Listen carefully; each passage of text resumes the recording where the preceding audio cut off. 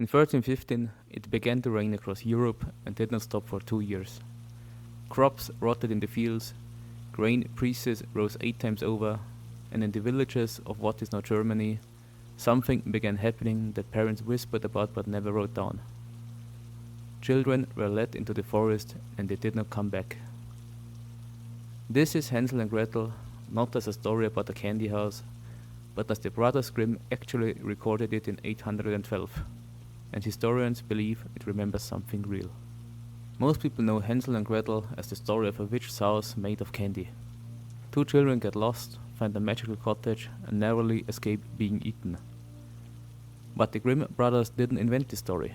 They collected it from oral tradition, and the oldest layers of the tale trace back centuries earlier, to a period historians know called the Great Famine of 1315 to 1317. For 2 years, it rained almost without end across northern Europe. The harvest failed completely, livestock died of disease, grain that would normally feed a family for a winter ran out by autumn. Contemporary chronicles describe people eating bark, grass, and, in the most desperate accounts, worse. In famine conditions like these, families made impossible choices. Historical records from this period document parents abandoning children they could no longer feed, sending them into forests or leaving them at the edges of the villages, hoping someone else might take them in, or hoping simply for one less mouth to feed. In the Grimm version, a poor woodcutter lives at the edge of a great forest with his wife and 2 children, Hansel and Gretel. Times are hard, so hard that there is no longer enough bread to feed the family. One night, the wife says to the woodcutter, "Tomorrow early we will take the children out into the thickest part of the forest. There we will light a fire and give each of them a piece of bread. Then we will go to our work and leave them alone. They will not find the way back, and we shall be rid of them." The woodcutter protests, but hunger overrules him. Hansel, listening through the wall, hears everything. That night, he sneaks outside and fills his pockets with small white pebbles. The next morning, the family walks deep into the forest. As they go, Hansel quietly drops one white pebble after another, marking the path. Their father lights a fire and tells the children to rest. He and their stepmother, in the original telling it is a stepmother, not the birth mother, softened by later editors, and comfortable with a mother abandoning her own children, leave, claiming they are gathering wood nearby. Hansel and Gretel wait. Hours pass, no one returns. When night falls, the moon rises, and the pebbles Hansel dropped glisten like silver coins on the forest floor. The children follow the trail home. Their father weeps with what the story calls relief. Their stepmother is furious. But the famine does not end. Soon there is no bread again. This time the stepmother locks the door at night. Hansel cannot gather pebbles. In the morning he can only break his bread ration into crumbs, dropping them instead as they walk. The family goes even deeper into the forest than before.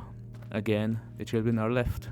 Again, they wait by a fire that eventually dies. But when they search for the path home this time, the crumbs are gone. Birds, the story simply says the birds of the forest, have eaten every single one. Hansel and Gretel are now truly lost. They walk for 3 days, finding only a few berries to eat. Exhaustion sets in. On the 3rd day, they see a beautiful white bird. It sings so sweetly that they follow it, until it lands on the roof of a small house. And the house is unlike anything they have seen. The walls are built of bread, the roof is made of cake, the windows are clear, sweet sugar. They are starving, so they begin to eat. A voice calls from inside, "Nibble, nibble, little mouse, who is nibbling at my house?"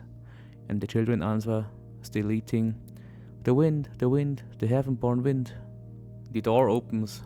An old woman emerges, leaning on a crutch. She seems kind. She invites them in, feeds them milk, pancakes, apples and nuts, and gives them soft beds. But the old woman is a witch, and the house of bread and cake was built for exactly this purpose, to lure hungry children close enough to catch. In the morning, before the children wake, she seizes Hansel and locks him in a small stable cage. In the morning, before the children wake, she seizes Hansel and locks him in a small stable cage. Gretel, weeping, is forced to serve the witch and brings her brother food, because the witch intends to fatten him before eating him. Each day, the witch demands Hansel extend a finger through the bars so he can feel wherever he has grown plump enough. But Hansel cleverly extends a small bone instead. The witch's eyesight is failing. She feels the thin bone, believes he remains too skinny, and waits. After 4 weeks, the witch grows impatient. Fattened or not, she decides Hansel will be eaten. She orders Gretel to check wherever the oven is not enough for baking. Gretel understands what is being asked of her, but she pretends not to know how. "I don't know how to do it," she says. "How do I get in?" Furious, the witch pushes her head toward the oven door to demonstrate.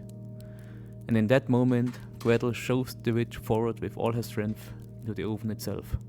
She slams the iron door shut and bolts it. The witch, the story says, simply burned to ashes in the most gruesome way. Gretel frees her brother immediately. Together, they search the witch's house and find chests filled with pearls and precious stones. They fill their pockets and clothing with as much as they can carry, and they leave the house of bread behind forever. On the journey home, they come to a wide stretch of water with no bridge. A white duck appears. Gretel asks it for help, and it carries them across, one at a time, on its back. When they finally reach their father's house, they find him alone. Their stepmother, the story tells us, has died in their absence. The father, who has regretted his choice from the very day he made it, weeps with joy. The jewels the children carry mean the family will never go hungry again. To understand why this story exists is this exact shape. You have to understand what medieval famine actually did to families. The Great Famine of 3015 was not the only one. Europe experienced several famines roughly every generation throughout the medieval period. In the worst years, contemporary sources describe communities where the desperate turned to eating anything that could be chewed. And in the rarest, most horrifying accounts, worse still.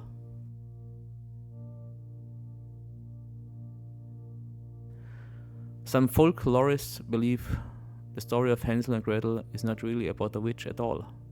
The witch may be a late addition, a way of making sense of, and distancing storytellers from something that actually happened. Parents in the depths of starvation making a choice no parent should have ever to make. The house made of food is what a starving child would dream of. Wandering lost in a forest, the gingerbread walls are the fantasy that makes the horror bearable to tell.